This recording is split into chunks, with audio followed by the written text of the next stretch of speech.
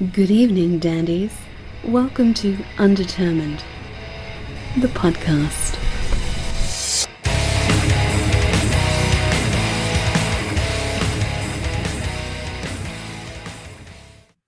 Hello. Welcome to Undetermined, the podcast, everybody. Who do we have tonight? Who are we talking to? We're talking to Bleed the Victim. Bleed the Victim out of Topeka, Kansas, correct?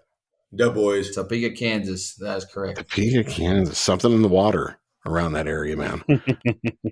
Great riff. Great bands out of your area. Just fucking amazing bands out of your area. I got turned on to you guys from Kelly Bowers, Reliant Apparel. Everybody loves Kelly. She is awesome. Everybody loves Kelly. She has hooked us up.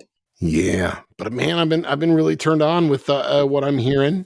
You know, I was listening to Iridium on my commute today, and man, just visions of things like, you know, Kerry King, Scotty, and that sort of moshing that used to go on, Anthrax and Bay Metal and thrash metal in that era, and it's very refreshing. I'm hearing a lot of those sounds, but man, I think it's more badass than a lot of that music I grew up on. So, bam. Yeah, that's awesome, man. I mean, that's like, you know, you pull that shit from influence and whatnot.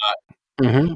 Those are our bands and whatnot, those influences, and we just try to modernize it with the way that we write our shit. And Yeah. I don't know, man. It's just fun, dude. And it just sounds good to me. It sounds good to the boys. We wouldn't put anything else out that I don't think wouldn't sound good. So Yeah. I mean, shit, we have a lot of trust to each other writing those songs. It's crazy.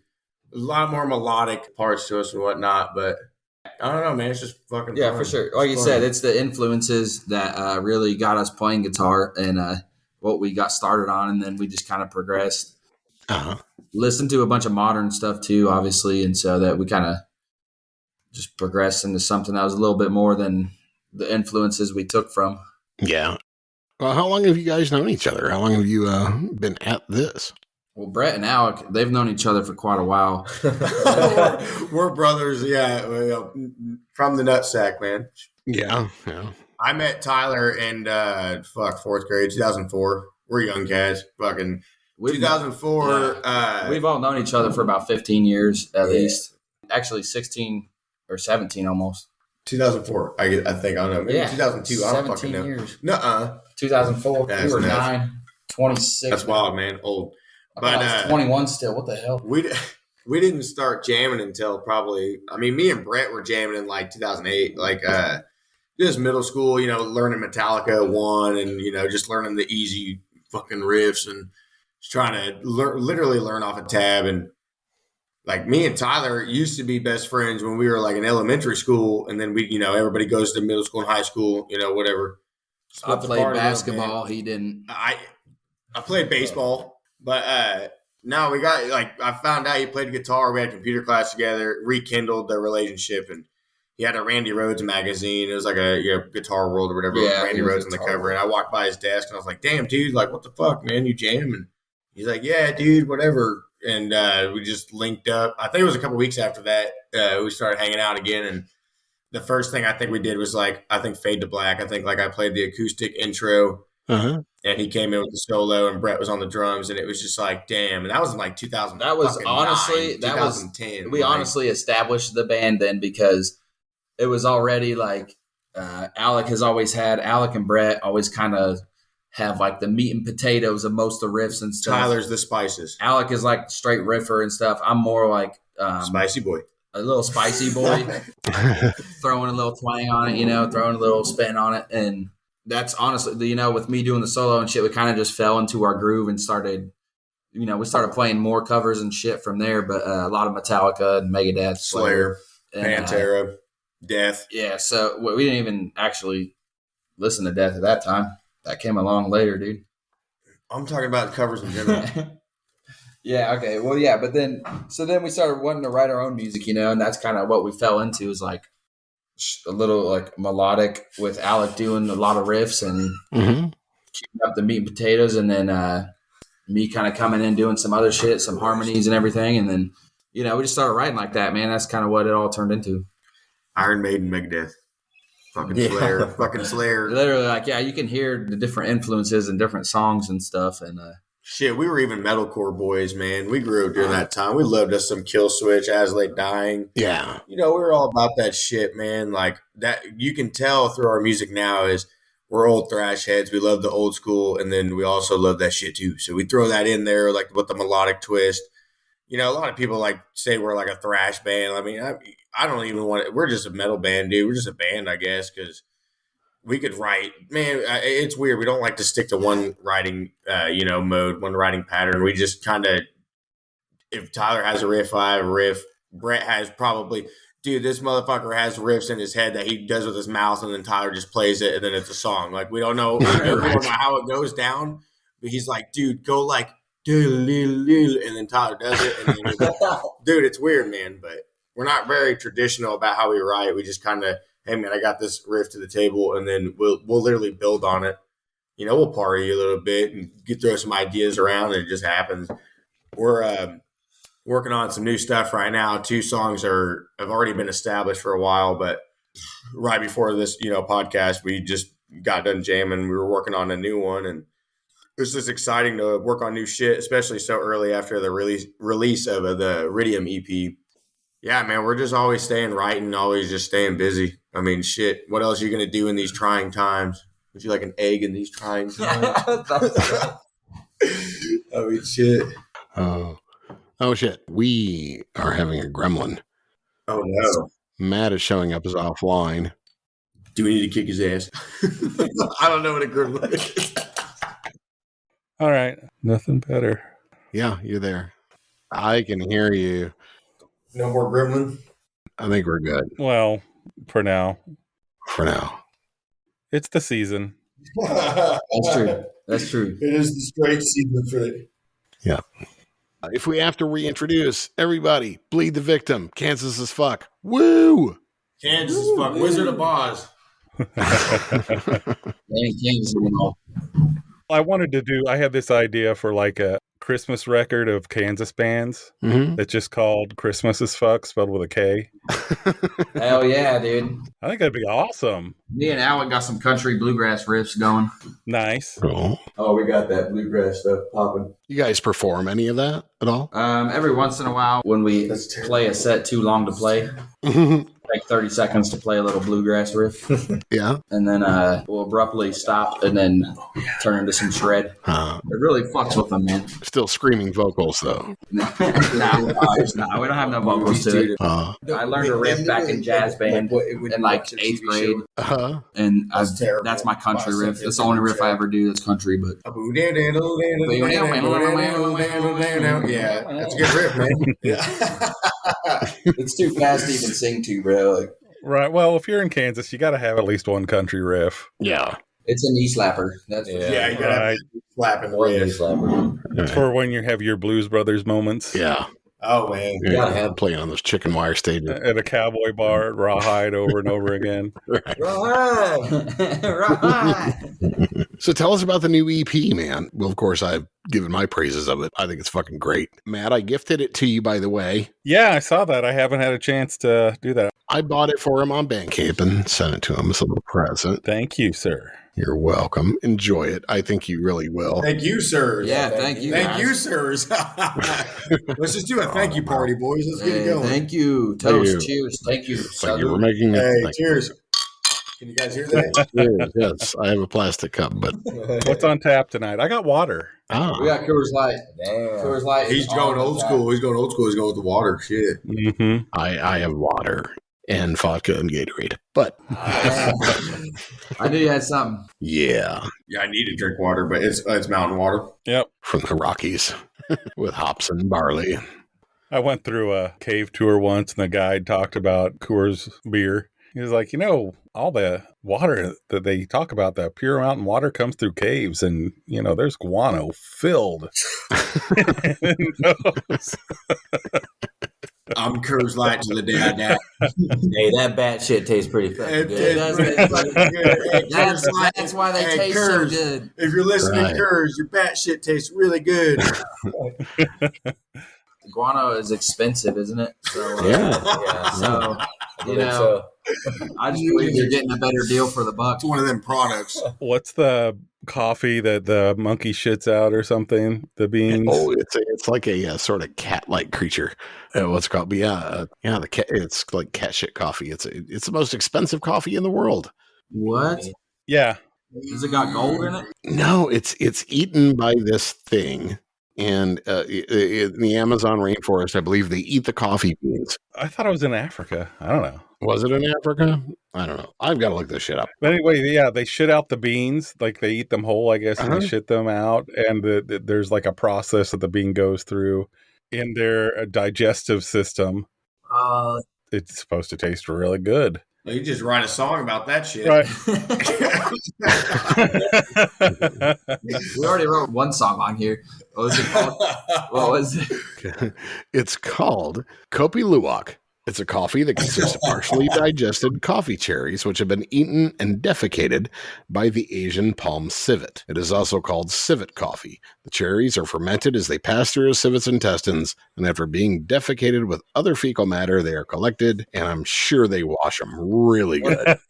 What's the price on that Yeah, shit? how expensive is that shit? That shit is like $60 a pound for this Oh, coffee. That's crazy. We should Yeah. get some.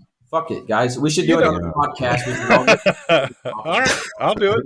We'll do We'll it. try it. Taste And we'll test. do another. Dude, we'll see it's how got to bad be it the comes greatest shit on earth. Yeah. You know, somebody had to just be like a really huge coffee fiend. Like hard You know, up. and they had to be Jones and like real bad. Like, God, I gotta get coffee. Fuck, I need some coffee bad. Well, I found some beans, but Oh man, they just shit those beans out. But That's what I'm Yeah. saying. I gotta let it That's pass, and it'll be really good. that's the purest form of caffeine right there. Oh, Straight from the shit. Straight from the poop. funniest part of the story is the two cavemen look at each other, and one's like, not bad, It's just a Snickers. right? come on, man, try it. I've had worse. Hey, Dwight, you're not feeling yourself, man. You know, hipsters pay a lot of money for this. Go grab that shit. This does feel like song material, though. It does. Oh, yeah. It does. Oh yeah, you can write a whole story about that. That's a whole album. Yeah. A whole concept album about passing of coffee beans through. Reggie got hit by a brick. Yeah. Reggie got hit by. That's what it was. He That's said right. Reggie got hit by a brick. Reggie got hit by a brick. That's what it was. Yes. I Holy said shit. Jenny got hit by a block. Shit, he got hit by a block. Ooh, yeah. We want to be on the credits on this one. Yeah. I've already discussed We that. got a couple. We'll work a couple up during this podcast, bro. We'll give you guys credits. We got a lot of shout outs. Nice. Right on. Who else you want to shout out around that area, man? I'm going to see Godzillionaire tomorrow night here in town. Yeah. Yeah, dude. Looking forward to that show. Where's that going to be at? Columbia. That's going to be here in town in Columbia. It's going to be Oh, at yeah. Rose Music Hall. I'm looking forward to it. With the Many Colored Death. Nice. Amethyst are also playing from St. Louis. Yep. I haven't heard them yet. Looking forward to that. Nice. It's killing me. Yeah. It's killing me. I want to go so bad. Oh, it's going to be fun. It's like There's some shit going on. it's like a costume party, pie eating contest, all sorts of shit going on. It's going to be fun. Tyler's going to Alice Cooper tomorrow, dude, and Ace Frehley. Ooh, Wow. fuck. They're still alive? That ought to be a blast. That ought to be fun. It's crazy. They're charging I think it was 180 for nosebleeds, dude. Jesus. It's fucking insane, bro. Dude, you can pay up to It's poison running 500 through your a veins, ticket. dude. Ugh. for fucking general admission. You'd be way in the back, fucking on the floor. You could probably move your way up, but it's like Jeez. $500 a GA ticket. It's crazy. Feed that Frankenstein. Yeah, I mean that Frankenstein's poison, bro. Shit. Running through your veins, dude. It's pause. That was the first Cooper song I heard, obviously, as a little kid. I was probably 3 or 4 years old when I heard that shit. And I was like, this song's a banger. To slap a Rooney. Which one? Poison. Oh, yeah. I remember me and you were fucking on that song when we first met up again, dude. You were like, dude, fucking Alice Cooper. We've been on a lot of I songs. was like, fuck yeah, dude, it's badass. That's so funny, dude. Our whole span of what the fuck we listen to is wild, bro. Yeah. Like Tyler's like the Eagles motherfucker. He's the acoustic boy ready to fucking just jam at any ready time. to. Brett's like the fucking Metal Church, Sabotage, fucking Sanctuary, dude. Huh? Old school 80s hard ass Queensryche. metal, bro.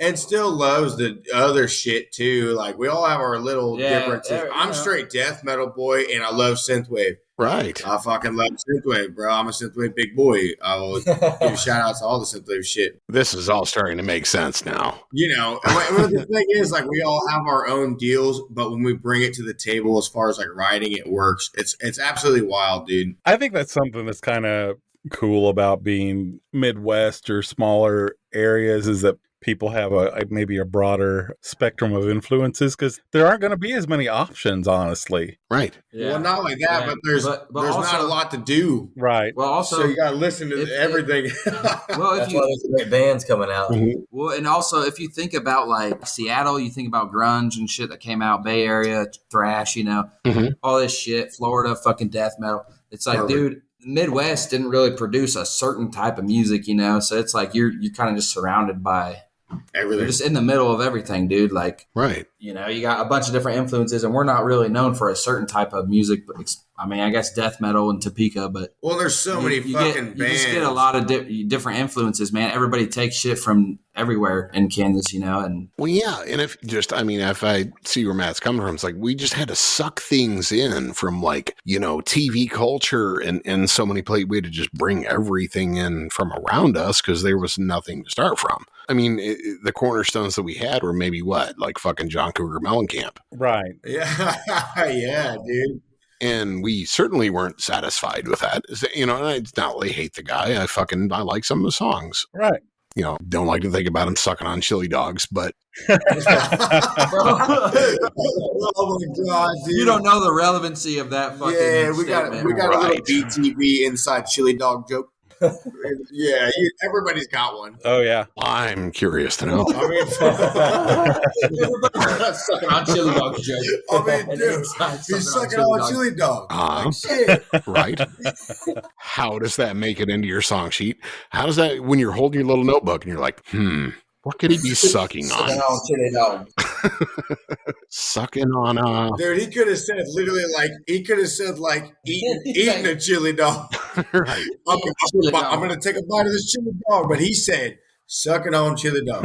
Right. I mean, dude, all the respect of the world, bro. Respect, because the song is an absolute slapper. It's a good one. I can't imagine him. He's sitting there with his girlfriend. Honey, he's sucking on a. I mean, what do you think? Maybe he was trying to be seductive, dude. Sucking on chili dog. Maybe.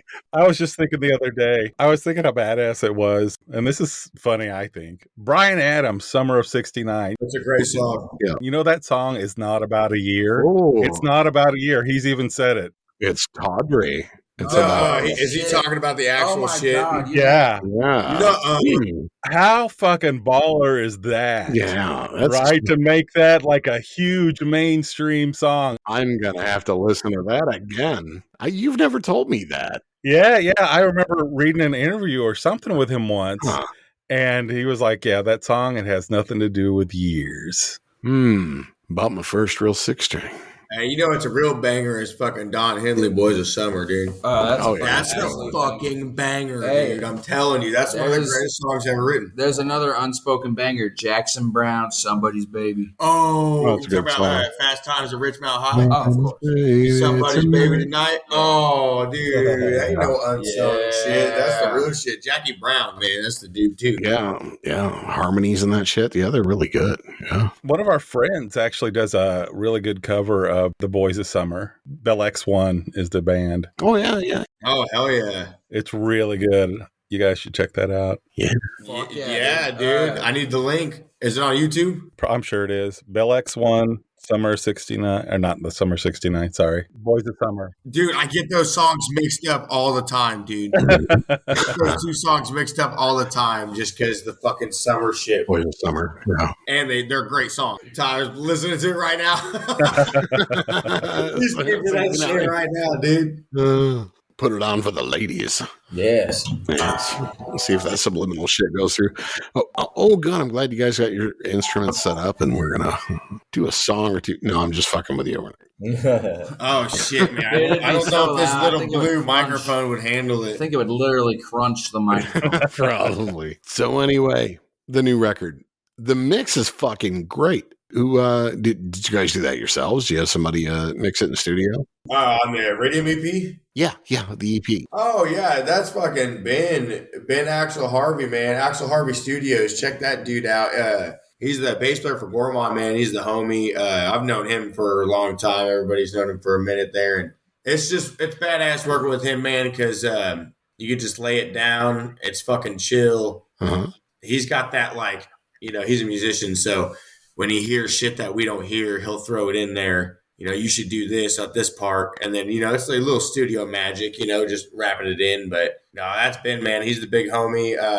Axel Harvey Studios is, that's where we go at. And just fucking make sure everybody peeps that shit out, man. Because he's got some deals, man. He's slinging them. Yeah. He's ready to go, He's got some equipment, too. He's spent some money recently. Yeah, too. he's an investor and an entrepreneur and the whole 9 yards, and a great producer. And yeah, he did that one. We did our first release, Flawless Execution. Yes. With Robert Beck at Chapman Studios. Robert Beck, Unmerciful, Origin, Tech 9, all that shit. Mm-hmm. That dude's the homie too. Still love Rob. Shout out to Rob and all them. But shout out. But love you, Rob. Yeah, we're going through Ben right now, man. He's just the homie, and we're happy with the quality of all the recordings. And It sounds so clean. I mean, it's crisp. It's hard. It's fucking great. yeah, man, it's cool because it feels like he's gotten so good, because me and Brett were in a band, Moonsick. We did a song through Ben, and it was about a couple years ago. It was black and death metal stuff, and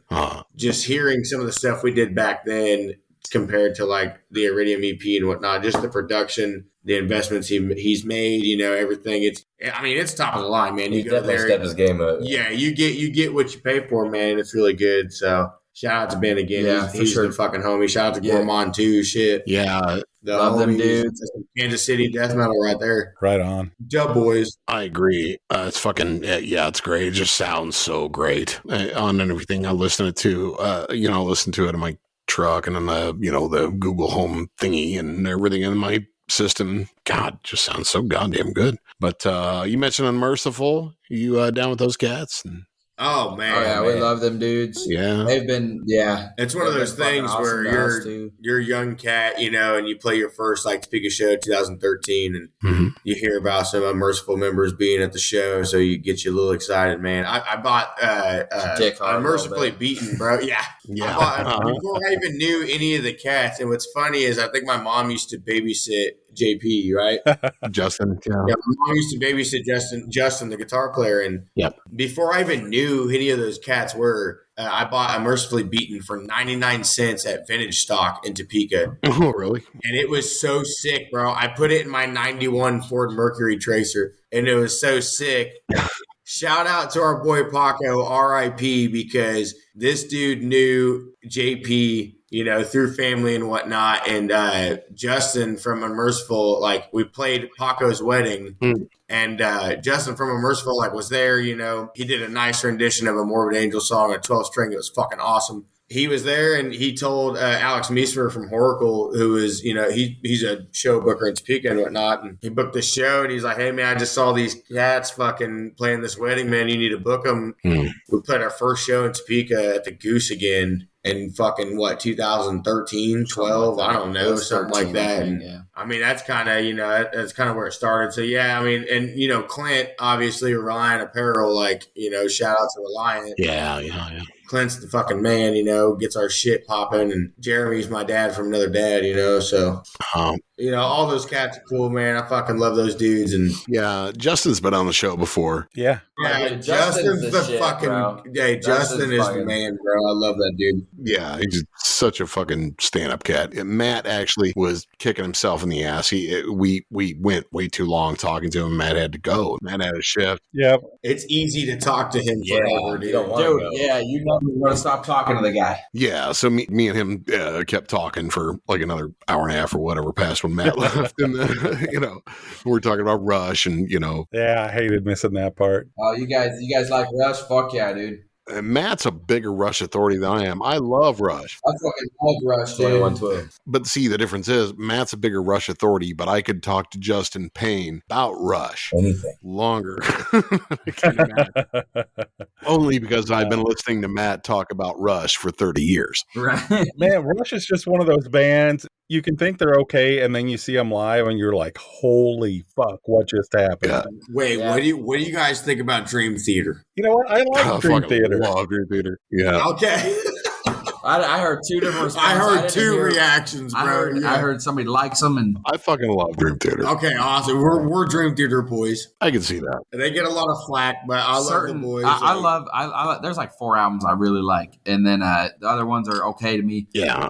I haven't listened to them as much, but I really like, obviously, Images and Words. Yeah. That's the fucking. I mean, Real- dude, yeah. come on, that's the standard. And the fucking, I can't think of his name. That drummer. Pull me under the Yeah. They fucking, come on. I think the knock on Dream Theater is almost that they're too good. Like, technically, they're so proficient that they're so clean. Mathy. It's almost too much, and it almost gets redundant at some point. You know, it's just like Needs a little soul. you can't do any more, man. Like, how do you top that? Right. They're too clean. Right. Exactly. You're doing a 713 time Petrucci signature, is and fucking the man, dude. Is God. Yeah. nobody knows what the fuck you're doing anymore, man. It's crazy. I feel that way about some bands like Polyphia, for example. Yep. Oh, my Oh, God. dude, they Hey, went off the hey, edge, I'm bro. They telling were- you, Olivia is so badass. They're amazing. The early EPs were so sick. Mm-hmm. The album with Champagne Armor or whatever it was called, I can't remember. Right. The song with Goat on it. Yeah. Go like, dude. The newer stuff is a little hit and miss for me. Like, there's awesome riffs, and I get what they're trying to do, but Right. if you go listen to like the Transcend EP from Polyphia, totally different band. Right. You'll be like, damn, this is absolutely wild. Like, Right. but Champagne's awesome too. That's one of the fucking sickest riffs ever written. That's But if you want to sick, talk man. about the sickest riff ever written, is CKY 96 Bitter Bean, Quite Bitter Beans. That is the number one riff ever written of all time. I don't care. I'll check it out. Oh, Oh, man. dude. Hey, have you ever played Tony Hawk? Well, of course. Yeah. Did you play Tony Hawk 3, Pro Skater 3? Was that the one who wouldn't load for shit, like from world to world? Yeah, I had it on GameCube, so it was real bad. Yeah. Dude, it was on there. You've heard it in your subconscious, bro. I'm telling Yeah, I think I know what you're talking about. I don't know. I'm old. you. CKY 96 Quite Bitter Beans is the greatest intro, greatest riff of all time, dude. Right on. But I get kind of like, I mean, if music is too over, there's got to be a balance. There's got to be a balance between the kind of like Phil Owen said, the evil knob getting turned up and the musicianship. But if it's all techie, it loses me a little bit. Yeah. You know, there's got to be some swing to it. You know, there's got to be some blues to it. There's got to be some just fucking emotion. Rub a little dirt in it. Yeah. Rub a little dirt in it. That's honestly like, we'll start writing songs and we'll just like write intricate riff after intricate riff. And then we'll be like, we got to like stop and think about a song. You know, we won't even think about like, we still got to put lyrics to this shit. Like, you know, We're just writing we'll riffs, just not fucking just be songs at that fucking point. riffing, dude, just badass shit. And then all of a sudden it's like, dude, we need to like have a verse, Make a this chorus. a meme. Like, you know, it's like shit, dude. It's kind of like I always say, the history of rock and roll and looking back at rock and roll was described initially by a lot of artists as just, it's like songs for fucking, right? And who wants to be the guy who's just fucking technically? Right. You got to fuck with some groove. You got to fuck with some melody. Right. Even like You know. Jimi Hendrix, he was technical as fuck. Oh, what a but, goat. Right. but he had the fucking swing to him, you know? Right. He had the songwriting abilities to write a hook, but then also write some badass guitar strategy. Sean Lane is my guy. Sean bro. Lane's badass. Sean Lane. There you go. You guys need to look up some Sean Lane, dude. He's him, Jason Becker, Neil Sean, top 3 guitar players. Nice. So, And Alex Straight plays riffs. Dimebag dude. of course, Dimebag. You know, that's one of them things. But as personally, like as far as influence, I love Sean Lane, Neil Sean, Jason Becker. Those are my guys. How long have you guys been doing the podcast? Yeah, what's though? up with the Like, podcast? how long you guys been doing this? Couple of years, almost 3. 15. Yeah. No, like 2 years. Yeah, a couple of years. Nice. I think we're coming up on 3. Are we? Oh, Yeah. Well, it's October, so what? February. it's a sign of a good marriage if it doesn't seem as long. Well, it feels cool because you guys, it literally feels like we're in the same room, just kicking it. Oh, cool. That's what we try to do. Yeah, man, we're just here, just kicking it right now, man, having a good time. Yeah, we try to do that, and we are grateful when we hear from a lot of people that that's how it feels. Yeah, man, for sure. I mean, dude, that's how we want to feel in any situation, man. Just fucking stress free, vibing out and chilling, man. Right. Sure, you go to a concert, man, and you can tell the band where they are loose and they're connected to the audience, and we're just gonna all hang out and have a good time tonight. Right, and then there's the ones that just are they're tight and they're When you're a little looser, man, it just makes for a better time for everybody. And even the tight bands, they're tight and it sounds good. But I'm just, if you, like you said, if you have that energy with the crowd, I don't know, man. We just did this tour, the late August tour is like the 26th through, I don't know, the 30th or whatever. But we hit Northside Tavern in Cincinnati, Ohio. Right. Will Feener, he's the fucking man. That's our homie. Love Will. Thank you for the shows. He hooked up our entire fucking run, along with Nick Maxon out of fucking Lafayette, Indiana, and then Nick Burks out of Louisville, Kentucky. Yeah, we did this 3-day run, and I mean, it was awesome, man. Like, it's crazy to do, 3 shows in a row as a smaller band with, COVID and all the bullshit going around and whatnot. Restrictions and whatnot. I mean, it worked out. Everybody was safe. They were awesome shows. We made some kick-ass fucking new fans. Fucking merch sales were crazy, man. Great. Well, you got some cool-ass shirts and shit, too. Yeah, Brendan fucking Henholt, our guy. Brendan H. Design. Yeah. Real quick, I just want to talk about Brendan real quick because there's 3 of us in this band. Bleed the Victim is fucking me, Brett, and fucking Tyler. But Brendan is the other guy. Like, Brendan is the 4th member. This guy, he does it all for us, man. Brendan H. Design, Hen House Productions. This dude is the fucking cat. Does our music videos, all of our shirts, pretty much. Dude, he's our guy, man. I just wanted to give a shout out to Brendan because that dude's the fucking man. Yeah, those new shirts are the shit. I was looking at them earlier. Those are radio shirts. Yeah, man. Those are tight. Yeah. That's all Brendan and some artwork bought online. Good stuff. I want to buy one, but I just bought a guitar and my wife is mad. What'd you get? I got an Epiphone Firebird. Nice, bro. Hey, man, I don't want to get real personal, but how much did that run you? Like, what series did you get? The new, tobacco, the 2020. Oh, okay. Yeah. I'm good, Brett. I'm good. $600. Yeah, brother. But hey, did you get it today? I got it about a week ago, and I've been jangling on it for a little bit. Yeah. Hey, do you like it? How is it? I love the neck through. I love that. My uncle, my wife's uncle, has a Gibson Firebird. Oh, old school shit. Yeah, I mean, shit you'll never afford in your life. He got it way back when. Yeah. But it's I think I'm never going to afford to buy this guitar whatsoever. But I can get the next best thing I can. And like I say, I'm not gigging. I'm playing in my fucking living room and annoying my children. So I got the Epiphone, but it's fucking sweet. I love it. Oh, my God. Yes. Yeah, it's beautiful. It's my dream guitar. It really is. I love it. I collect way too many guitars for how talented I am playing them because I suck. Dude, I feel that. I feel that sometimes, bro. I've had a lot of guitars, man. I've definitely felt that too much to what I need to even do. But lately, we've been doing pretty good, man. We've had the same guitars for quite a while now. Yeah. What about gear? What are you guys most excited? I mean, we don't need to get into an hour tech talk, but I mean, just the shit you got going on that you're most excited about. I'll just give you the rig. We can do the rig rundown real quick. I don't mean to sound like a Spin Magazine question. Just I'm for sure. We want to talk about this stuff. We're about to do a rig rundown. Yeah. Okay. All right. So real quick, I used to be a Jackson boy. I'm still a Jackson boy. We'll be a Jackson boy till the day I die. But right on. I've been dabbing in ESP. So I have an ESP LTD EC1000 with Fishman pickups. It's a Les Paul style. It's my baby. Tyler's been fingering her as of late, but yeah, that's because we're switching tunings, and he'll run through on the reason why we're doing that. But we're boys. Okay. Yeah. she's badass. She's my favorite guitar. But I also have the ESP LTD 7 baritone black metal guitar, whatever the hell it is. It's badass because my boy Ryan Verthine, man, he's the man. Verthine, Luther, whatever the fuck the guitar said. He's our guitar tech, man. Yeah. We have an inside joke about his last name. We don't know how to say it.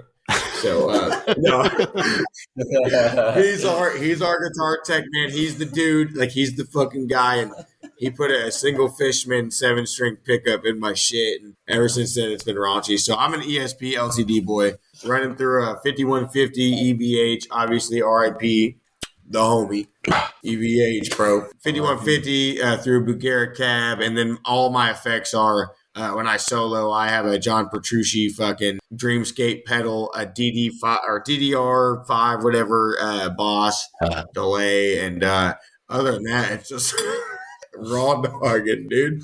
Right on. But go ahead, Tyler. Jesus Christ, I'm gonna keep mine pretty simple, bro. I got an EVH 5153 50 watt. I got 3 different Ibanez guitars. 2 of them are prestigious, one's not. Yeah. Still badass though. They've got beautiful finishes on those, like the newer ones. Oh, I love it, dude. And actually, Ryan Verthane, I think is that. I think that's his name. Verthane. Sorry, Ryan. So sorry, bro. Matt's taking a nap right now, but I'm listening. I was actually trying to remember. I just read this story. Randy Bachman from Guess Who. Bachman Turner Overdrive. He had lost his guitar. He had his favorite guitar ever. He bought it in like the 60s, I think, and it was stolen from a hotel, and he just got reunited with it. Oh wow. It was like a 57 Gretsch that it was like his favorite guitar ever. Holy shit. He had a friend who like tweaked a facial recognition software and found his guitar online. Holy yeah, it's a crazy story. And it was like some Japanese, I think like rockabilly guitarist or something, had it in his collection. Wow.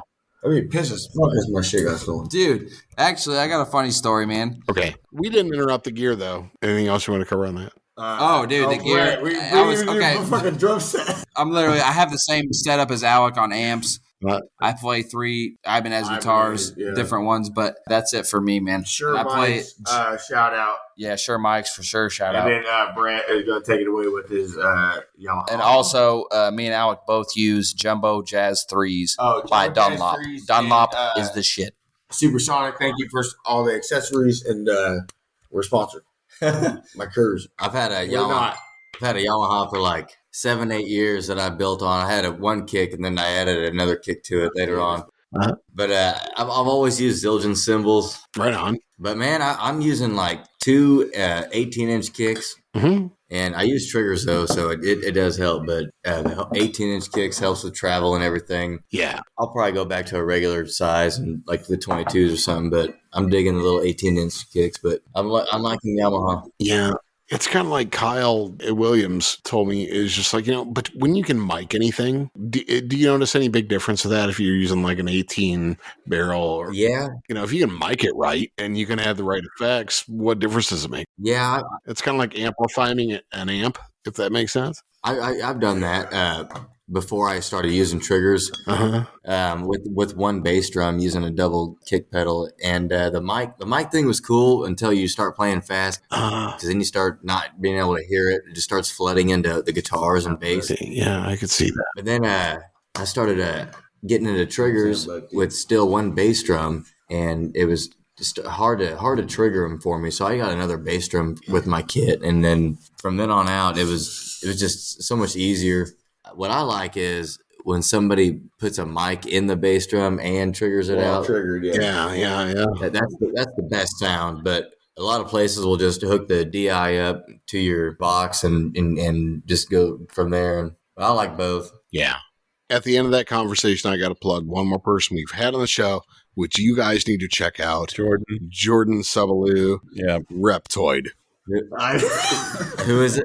The name of what he does is Reptoid. He's basically a one-man band with a drum set and triggers, and it's like it's like hardcore. It's fucking like industrial shit that he does, all the drums, but he's like, it sounds like a full like band performance. You can't believe it's one person doing all of it. Really? Absolutely not. It's mind fucking blowing. What's the name? What is it? Okay, the name of the album is Worship False Gods by Reptoid. Yeah.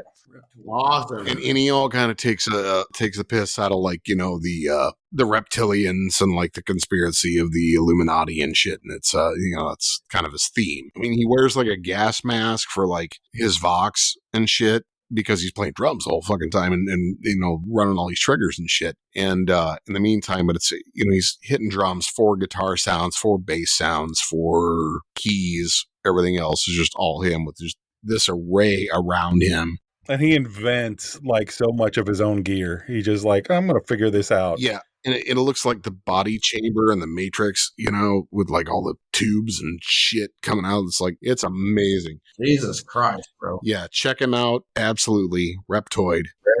Dude's a genius. He really is. Yeah. And you don't even have to see the performance. You're just hearing it. He's on Bandcamp and shit. Reminds me of like, it sounds like Square Pusher. Yeah. Some ways.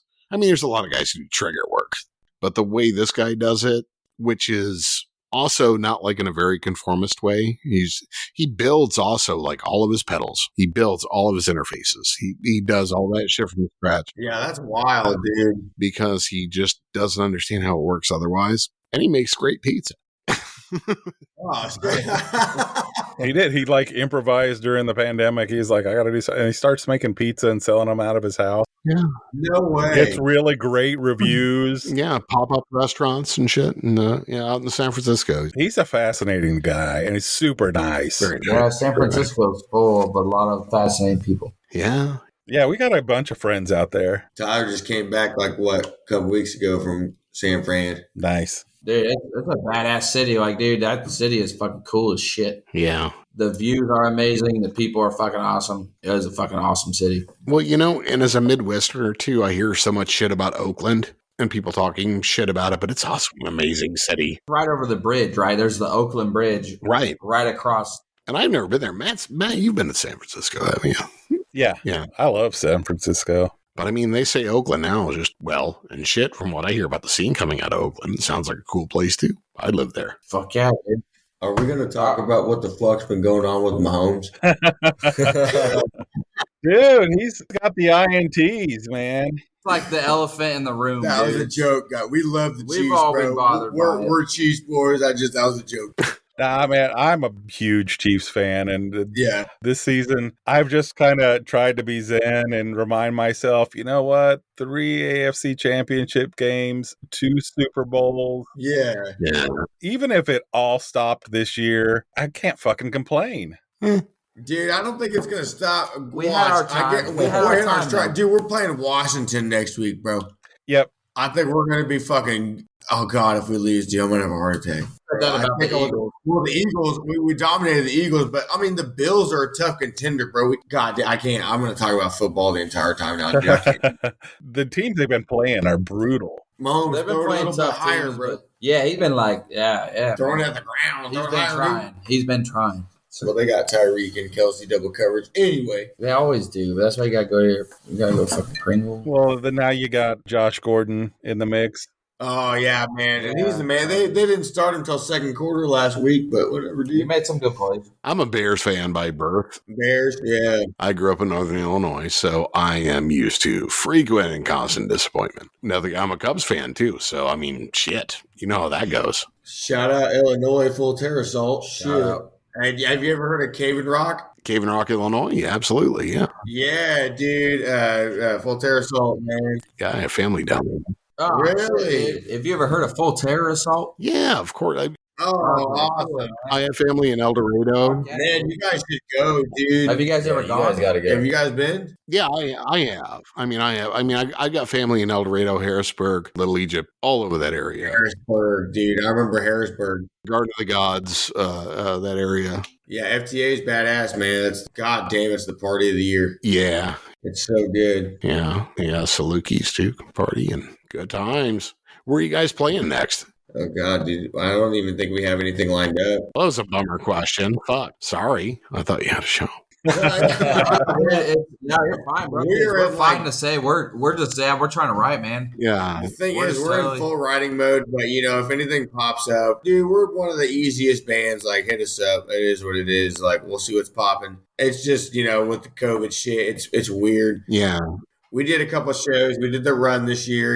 We got to play Riot Room last year, and dude, it's slowed down a lot, man. Like when 2016, 2017, we were playing shows regularly. It was good to go. Now we, pick and choose, and you just gotta do what you gotta do.